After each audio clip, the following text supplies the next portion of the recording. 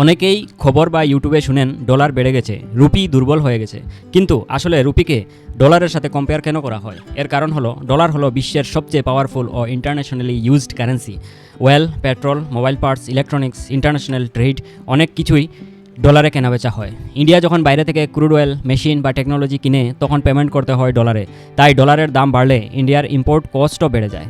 ধরুন আগে $1 is equal two 80 rupees ছিল, কিন্তু এখন যদি $1 ইজিক্যাল টু 90 রুপিস হয়, তাহলে একই জিনিস কিনতে ইন্ডিয়াকে বেশি রুপিস দিতে হবে।